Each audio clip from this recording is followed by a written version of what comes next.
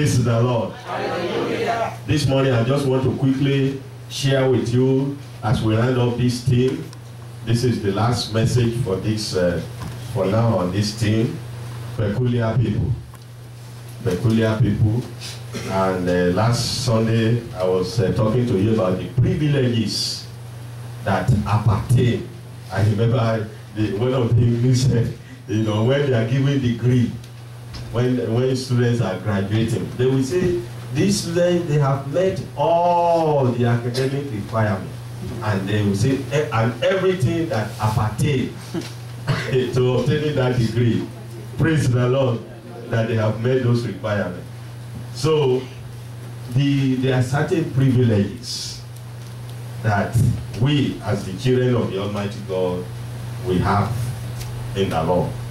There's no way we can finish enumerating them in a discussion like this. Some of them we don't even yet know. But thank God He has given us revelation about a few of them that we can talk about. So that's what we started, and we used the reference in 1 Peter chapter 2 verses 9 and 10. Okay, as our main text. In fact, one phrase there, it says that we are peculiar people. So that's what we have been looking at, and we have taken some scriptures, so I will not spend time on this. As a matter of fact, I want to go to the last two. Just go ahead. The last two slides. These are things we have. Okay, you can stop here, sir. Okay, let's start from here and just refresh our memory. Last Sunday we talked about 7 of those privileges, and I kind of look for words that start with R, just to help us to remember some of these or all of these. The first thing we talked about is the fact that we are the redeemed. In fact, in the scripture that is read to us today in Psalm 107, verse 2 there, it says, let the redeemed of the Lord say so, whom He hath redeemed from the hand of the enemy. Praise the Lord. Hallelujah. We are the redeemed of the Lord. We are the people God has purchased back with the blood of His Son, our Lord Jesus Christ. So we are redeemed. That's why the Bible says, sin shall not have dominion over you. Because God has paid. Jesus Christ has paid the penalty of sin. So that sin cannot have dominion over you. We are the redeemed of the Lord. And that's a great privilege. Because if somebody is not redeemed, that means that person is going to continue to be in bondage forever. And I pray that you will stay redeemed for the rest of your life in Jesus' name. We also talked about righteousness. Righteousness, the fact that Jesus Christ, through the sacrifice He made, you know, the Bible says our righteousness is of the Lord. That's what the book of Isaiah makes clear in chapter 54 verse 17. So we can declare that we are righteous. It's not in our own power. It is because of the virtue of who we are, the fact that we are the chosen people of the Lord. The other one, we talked about resurrection. Resurrection, I told you last Sunday that this comes in 2 phases. Number one, the day you gave your life to Jesus Christ as your Lord and Savior. That's your first kind of resurrection in the terms I'm looking at it. Because prior to that time, it's like you were dead. You were dead in sin. But at the time you gave your life to Jesus Christ translates your life from death to life. And then the other one is, if by adventure you die before the coming back of our Lord Jesus Christ, the Bible says on the day that Jesus Christ will come, you will resurrect. And after that, no more death, that will live forever. Then we talk about the rejoicing. We talk about the fact that we are people that God will also always remember. We talk about the fact that, you know, by virtue of our position, we are rich in the Lord. And then we talk about rewards. So those are the few ones we were able to cover last Sunday. And I told you that, you know, the Spirit of God ministered 12 of them to me that I should share with you. So what I want to do today is to share the remaining 5 with you. The next one,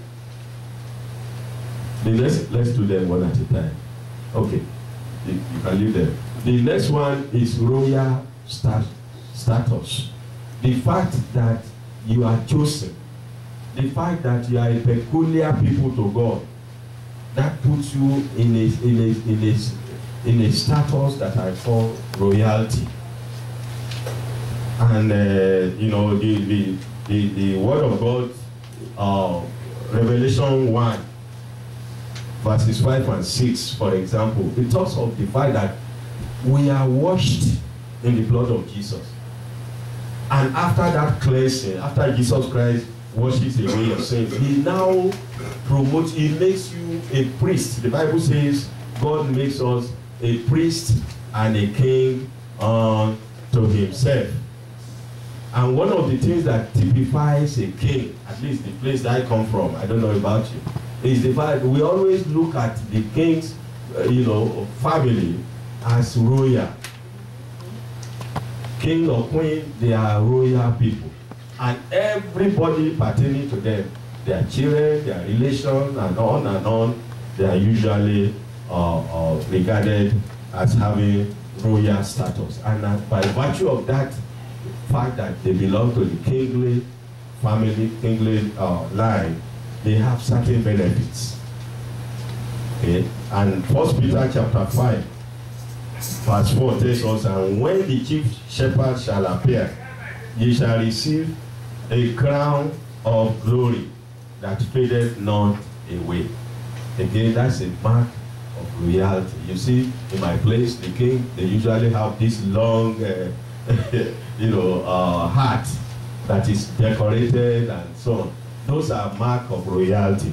And I know that because you and I will belong to our Lord Jesus Christ, even our own royalty, which I call divine royalty, is much more superior to the earthly royalty. You will not lose your royalty in the Lord in Jesus' name. Amen. I'm reminded of Solomon, King Solomon, who was the son of David. The Bible says in 1 Chronicles chapter 29, verse 1, that Solomon was chosen to replace David. He was chosen. So Solomon was the son of David. And by the time I get to 1 Chronicles 29, verse 25, we are told that and the Lord magnified Solomon exceedingly in the sight of all Israel, and bestowed upon him such royal majesty as had not been on any king before him in Israel. Do you think Solomon did anything to deserve this? Not really. He didn't do anything to deserve it. It is simply as a result of the favor and mercy of the Lord that we are told that, first of all, God magnified him exceedingly in the sight of all Israel. And I declare to you today that beginning from today, the Lord will magnify you more and more in Jesus' name. In your family, God will magnify you. On your job, God will magnify you. In the ministry, God will magnify you. In the mighty name of Jesus. And that magnification, if I'm allowed to use that, it comes with royalty. We are told that, and God bestowed upon him such royal majesty as had not been on any king before. God, that is promotion. God promoted him in terms of his royal status. The Lord will promote you to royalty in Jesus' name. Amen. Don't you remember the story of Joseph, who was put in prison? And then, as the Almighty God will have it, he was the only one that could interpret the dream of the king. And then he told the king what the dream meant, that the people should put all their crops and everything and store it in storage for 7 years because famine was coming. And immediately the king promoted Joseph. They put him decorated him and put him on the royal wagon and paraded him all about. It's about the favor of the Lord. And I pray that in this season you will receive that favor in Jesus' name. Amen. The Lord will put his own royalty upon you in the name of Jesus. Amen. The next thing is about reigning with Jesus. The one who is peculiar to the Lord, the one who is the chosen of the Lord, one of the benefits, one of the privileges that the Bible says you will have is that you will reign with Christ. Revelation 20 verse 6. Revelation 20 verse 6, for example, says, "Blessed and holy is he that have part in the first resurrection.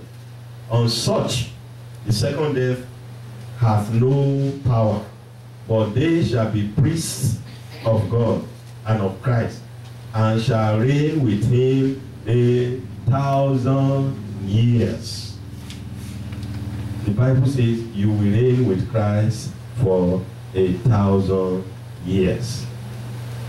In 2 Timothy chapter 2 verse 12, 2 Timothy chapter 2 verse 12 says, "If we suffer, we shall also reign with him. If we deny him, he also will deny us." Praise the Lord. You will not deny Christ in Jesus' name. Amen. You will be prepared to suffer if need be for him in Jesus' name. Amen. The Bible says, if we suffer, we shall also reign with him. And suffering comes in all forms and shape. I pray that the kind of suffering that will discourage you will never manifest in your life in Jesus' name. Amen. Only sufferings that will draw us closer to God, those are the ones that I pray that if need be, let them happen, and through that, as we pass the test, the Almighty God will promote us. And the time will come when he comes and take us, and we'll reign with him forevermore in Jesus' name. Amen. So, the Bible says, for example, in Psalm 11 verse 14, that the throne of God is in heaven. The throne of God is where? It's in heaven. Psalm 11:14. And what does God do there? What he does there is that he reigns. He reigns. The Bible says he reigns forever. You can see this in Psalm 146 verse 10. Psalm 146 verse 10. God's throne is in heaven, and there he reigns forever. And if the Bible says you are going to reign with him, that means the time will come, you will be in heaven, and you will reign with him forever. That is part of your privilege. Praise the Lord. Hallelujah. And sometimes God may be gracious to even extend that privilege that will let you begin to reign in some aspects here in the earth. God can choose among you here governors. He can choose among you here presidents. He can choose among you here people that will be in power. And then you begin to manifest the glory of God. I pray that that will be our portion in Jesus' name. Amen. God will position you so that you will have influence, you have power to show forth the glory of God in Jesus' name. Amen. Another privilege that we have as people of God, as peculiar people, is the fact that we are going to be part of that group of people that God will rapture, that Jesus Christ will rapture. The word rapture is not actually in the Bible, but grammarians, they tell us that there are incidences that are described in the Bible. There are portions of the Bible that when you look at the description that is given there, and then you go and check out the meaning of rapture, you see that they line up. Okay? To be raptured means to be caught up, to be lifted up. And that's what the Bible says will happen to us. If peradventure we die before Jesus Christ comes, those that died in Christ, the Bible says when Jesus Christ comes back again, that those people, they will be the first to resurrect. They will be the first to rise and be lifted up to meet Jesus in the air. Then those who are still alive and are in Christ, they will follow suit. So my prayer for you today is that whether you are dead or you are alive by the time Jesus Christ comes, you will be rapturable in the name of Jesus. Amen. You will be among the people that will meet Christ in the air in the name of Jesus. Amen. Those that do not belong to Jesus, those that they have had so many messages, they've been to church so many times, but they harden their heart, they refuse to be among the peculiar people we are talking about. So somebody even said they will not hear the trumpet, not to talk of rising up. And I said to myself as I was preparing this time last night, I said, even if they hear, they won't be able to go. The force of gravity will act on those people. I'm telling you, but those that God has redeemed, the Bible says they will have glorified body. The body that gravity cannot exercise any influence on. And they will be able to go. I pray that when that time comes, you will not be left behind here in Jesus' name. Amen.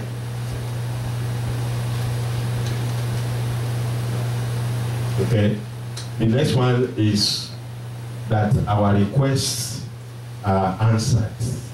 This is talking about prayer. That as peculiar people, as chosen people, as people that God has redeemed, we are given the assurance that when we pray, God answers. How many of you believe that is true? Praise the Lord. Even in this ministry, we can testify to that. God has answered our prayers on so many occasions that I cannot even count them all. John 15 verse 16. John 15 verse 16. Say, ye had not chosen me, but I have chosen you.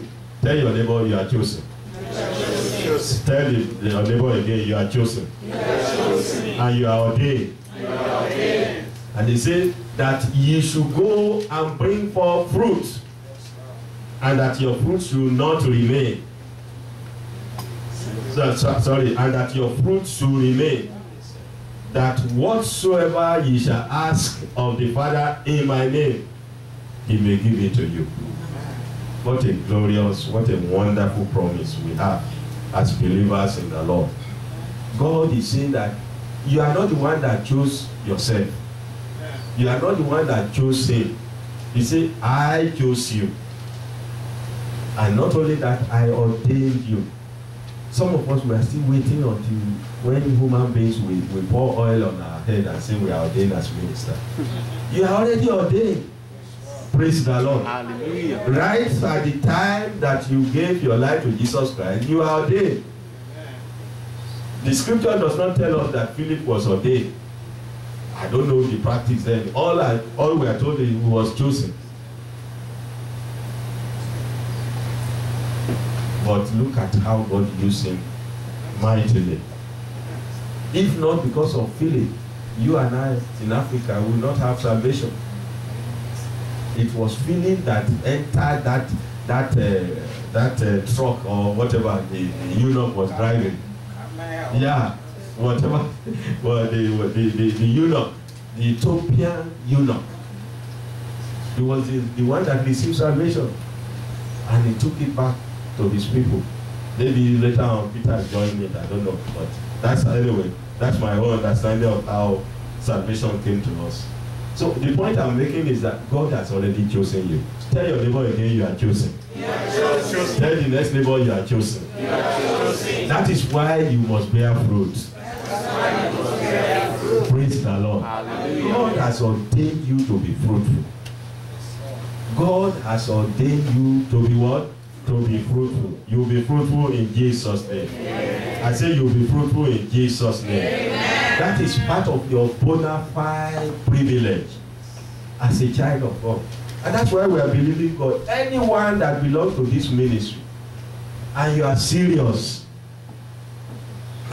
barrenness has no power over your life. Amen. I say barrenness has no portion in your life. Amen.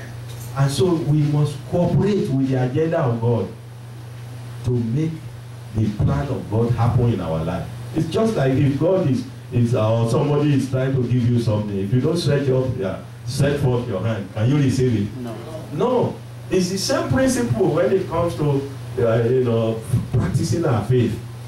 If God says there will be no barrenness in my home, I as an individual, it's now left to me to tie into that prophecy and say, Lord, this is what your word says.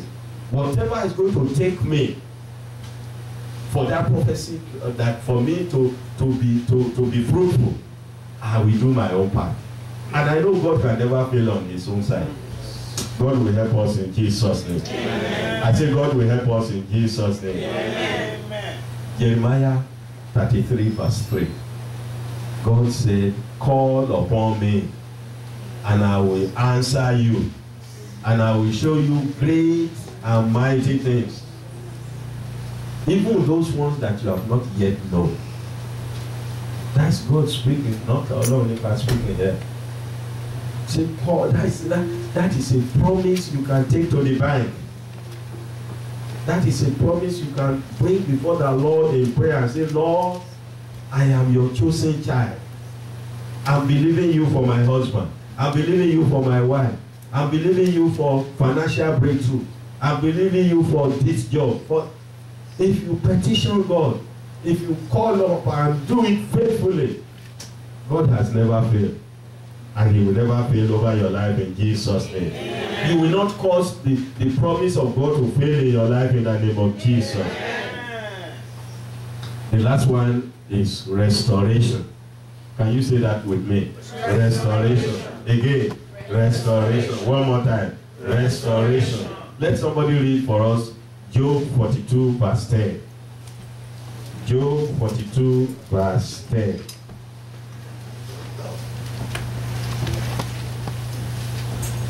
Job 42 verse 10. Who is there?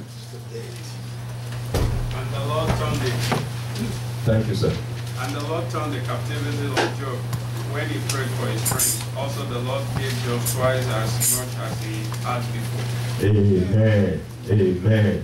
Praise the Lord. Hallelujah. Say with me, and the Lord turned the captivity of Job when he prayed for his friends. Also the Lord gave Job twice as much as he had before. Rise up upon your feet. Is there anyone here who has lost something in life? You are going to turn and say, Lord, as you turn the captivity of Job, that means God changed his status around. Everything that I have lost, Father, restore to me. No, it's not impossible for God to restore everything that you have lost. Praise the Lord. I want us to demonstrate that. I just turn around where you are, if it's possible, and pray in your heart and say, Lord, as you turn the captivity of Job, turn my captivity. Everything that has constituted to be a loss in my life, Father, let them be recovered. Let them be recovered. Let them be recovered. Let them be recovered. Turn my captivity in the name of Jesus. Thank you, Lord. Thank you, Lord. Thank you, Lord. Thank you, Lord. In Jesus' mighty name, we have prayed. Thank you. You may be seated. God turned the captivity. You know the story of Job very well. I don't need to dwell on this. Job that had almost everything that you can call wealth. But the enemy came and attacked him.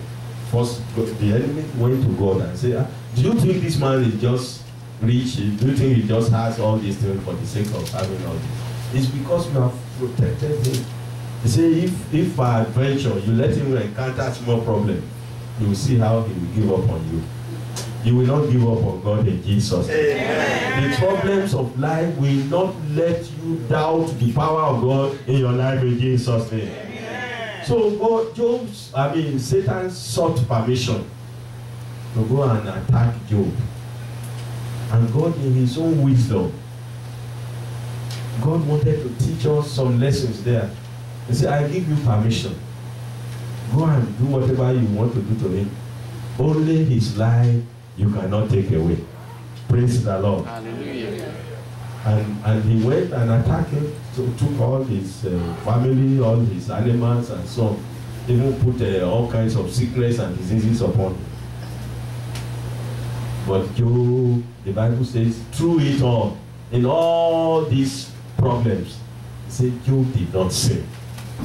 He remained righteous unto the Lord. And not only that, Job was still able to intercede for his friends. Those same friends that were that were condemning him. He interceded for them. He said, Lord, they are acting in foolishness. Please don't pay them in their own coins. And you saw how his life ended. You will end well in Jesus' name. Amen. The problems of life will not derail you in Jesus' name. Amen. Talking about restoration, don't you remember the Zarephath woman? In 1 Kings chapter 17, verses 8 to 24, the Zarephath woman, the widow, because he gave her last meal to the servant of the Lord. The man said, the man then decided to bless her and pray for her, and then she had a son. And lo and behold, the devil came and killed the son. And the woman ran unto the man of God. And through the glory of the Almighty God, Elijah prayed, and that boy was restored to life. Similarly, the rich woman in 2 Kings, the Shunammite woman, when it came to the time of Elisha, you can find this story in 2 Kings chapter 4, verses 8 to 37. Chapter 4, verses 8 to 37. Because of her hospitality to the man of God, the man of God again decided to bless her. Even though she has passed the age of childbearing, the Bible says she was old, too old if we are to go by biological circles. There was no way she and her husband can have children anymore. But because of her good treatment of Elisha and his servant, they decided to bless her by praying for her, because they knew that that was something, that was a deficiency in her life.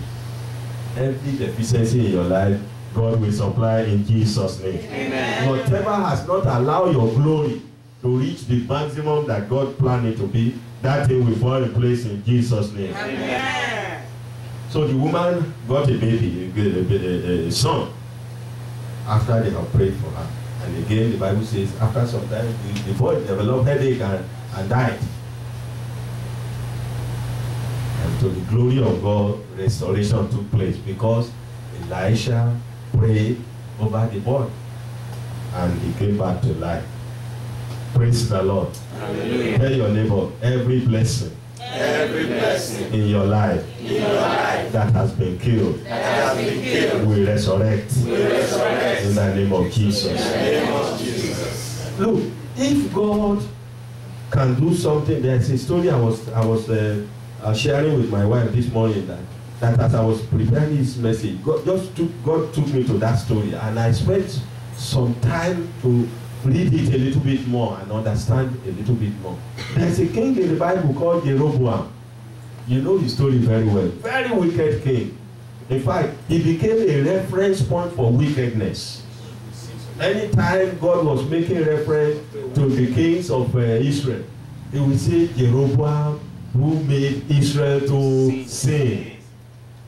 No bad testimony will be given about you in Jesus' name. Amen. When the story of your family is written, when the story of your ministry is written, when the story of where you work is written, there will be good things to say about you in Jesus' name. Amen.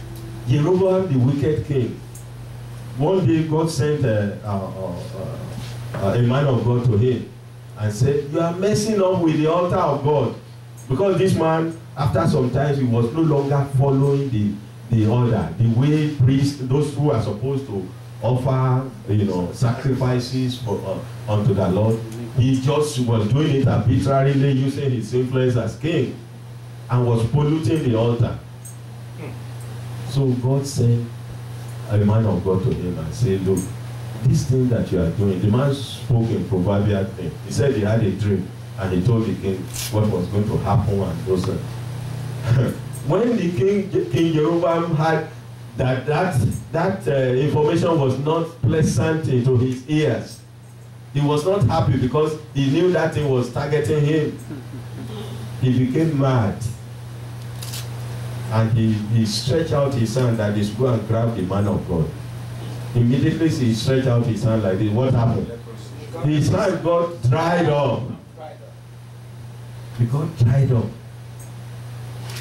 And then the king ran to, that same king ran to the man of God and said, please pray for me. He said, entreat your God on my behalf. And lo and behold, the man of God prayed for him and his hand was restored. Praise the Lord. And I was thinking, I said, Lord, what a wonderful God you are. You see somebody who was doing all this evil to your altar. You first struck him, his hand, in fact the Bible says he could not move when his hand was smitten. He could not move, but he cried unto the man of God to pray for him, and God out of his mercy, because of the man of God that prayed for him, yes, God decided to answer that prayer, and he allowed the man's hand to be restored. Praise the Lord. So that story really amused me, as I read it. But more importantly, it just showed me about how gracious God can be to his own people. And I was thinking, if God could do this to a wicked king, how much more will God do good things in the life of those that belong to him? And that's why I have hope for you. It doesn't matter what you have been going through. It doesn't matter what you have lost, whether in marriage, in finances, in academics, money-wise, concerning job. God of restoration that allows you to be here today to hear this message, he will restore to you in Jesus' name. Amen. I say God will restore to you in Jesus' name. Amen. There are some people that have joked with their salvation. They have minimized their salvation. That is why the church don't even matter much to those kind of people. You tell them it's time to go to church. They say today I'm not feeling fine. I'm not going. It's too cold. I'm not Jesus. If we have any kind of people like that, the Lord of restoration will restore them in Jesus' name. Amen. If King David can pray to God to restore his soul, to restore his salvation, and God answered him, there is hope for us in Jesus' name. Amen. The Lord will restore everything that you have missed to you in Jesus' name. Amen. Praise the Lord. Hallelujah. Praise Jesus. Hallelujah. Let's be on our feet. Let's be on our feet. We want to appreciate God. I know God is in the business of restoration here today. I know that's one of the areas that the enemy has been fighting against us, and we want to take a couple of prayers in this area.